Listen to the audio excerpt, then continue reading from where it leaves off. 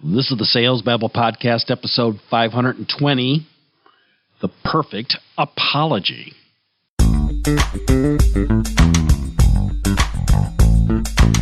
Welcome to Sales Babble, the podcast that shares selling secrets for non-sellers. And now your host, Pat Helmers.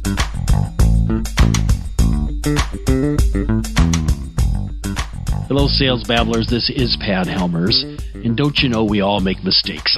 I certainly do. It's part of being a human being. And the mistakes that I make in my personal life can also happen in business. Companies screw up. And they screw up to the detriment of their customers. And when this happens, wouldn't you know, it often falls on the sales professional to have to apologize because they're the face of the company, right? They're the ones that have the relationship with the customer.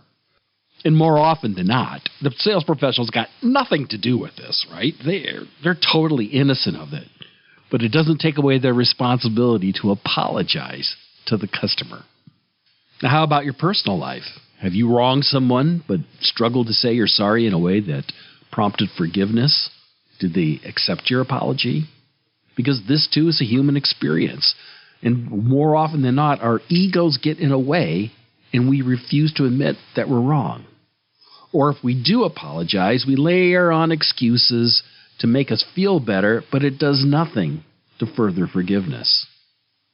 What can we do to make wrongs right? Well, for starters, the perfect apology. And that's the topic for today. But before we get to today's chapter and story, make sure and subscribe to the podcast on the app that you're listening to right now. And follow us on Twitter, Facebook, and myself, Pat Helmers, on LinkedIn. And you can always find the links in the show notes at salesbabble.com. And so, with no further ado, let's get to it.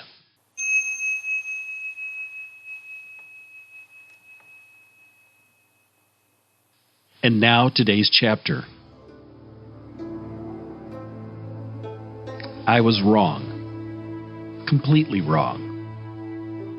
At the time, I had my reasons, but doesn't change the fact. I was wrong. How can I make this right?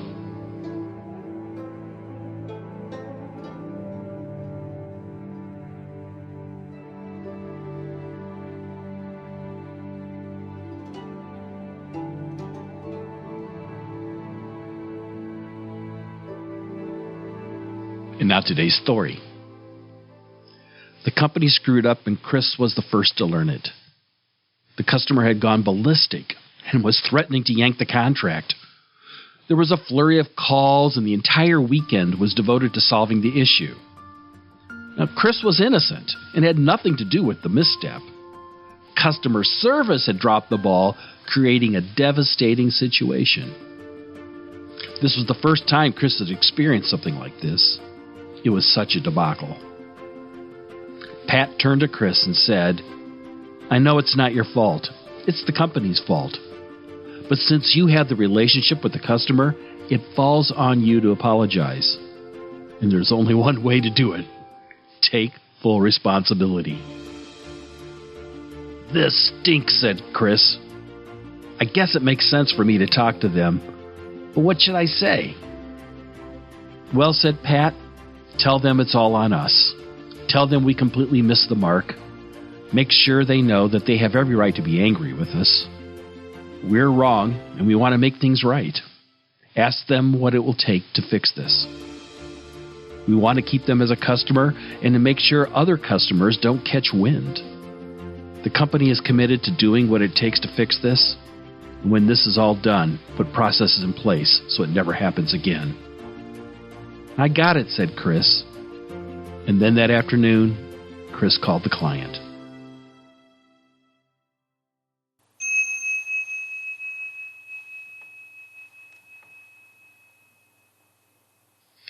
Instead of dwelling on past errors or passing the buck, it's always best to take responsibility for one's actions. Lao Tzu wrote, quote, failure is an opportunity. If you blame someone else, there is no end to the blame. Therefore, the master fulfills their obligations and corrects their own mistakes. They do what needs to be done and demand nothing of others." End quote.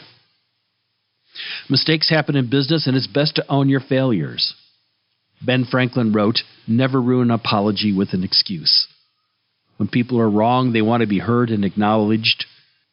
A sincere and full apology can quickly diffuse a bad situation.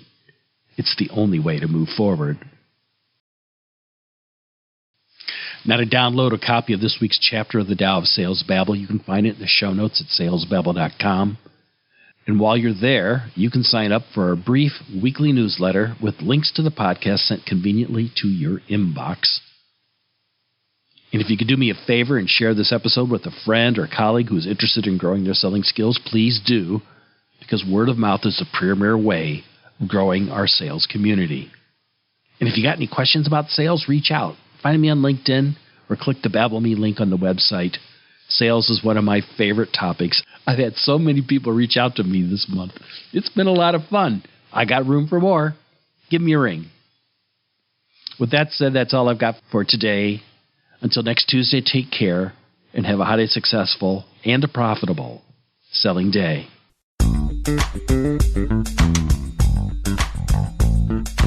Thank you for listening to the Sales Babble podcast.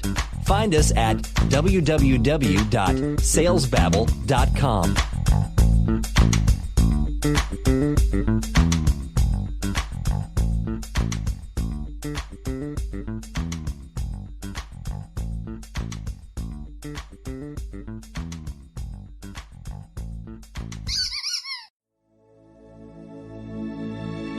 This is a production of Habanero Media.